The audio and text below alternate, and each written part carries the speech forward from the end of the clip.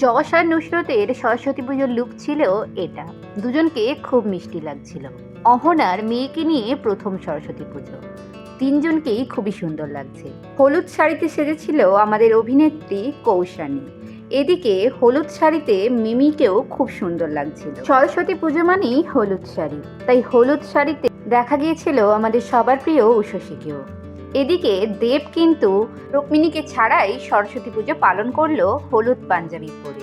অপরদিকে দিতিপ্রিয়াকেও খুব মিষ্টি লাগছিল শাড়ি পরে। আরাত্রিকার শাড়িতেও ছিল হলুদের ছোঁয়া। বাঙালির সরস্বতী পুজোতে হলুদ রংটা মাস্ট। এদিকে জগদ্ধাত্রী ওরফে অঙ্কিতা এবং দিব্যানী মণ্ডল ওরফে ফুলকিকেও খুব মিষ্টি লাগছিল এই পুজোতে। অন্বেষাকেও খুবই সুন্দর লাগছিল। সরস্বতী পুজো মানেই বাঙালির প্রেমের একটা দিন, আর সেই দিন প্রতিটা মেয়েই সাধারণত শাড়ি পরে এবং প্রত্যেকেই হলুদ রংটাকেই বেশি প্রেফার করে।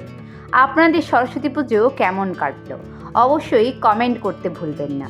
আপনারাও কি সরস্বতী পুজোতে হলুদ রংটাকেই বেছে নিয়েছিলেন?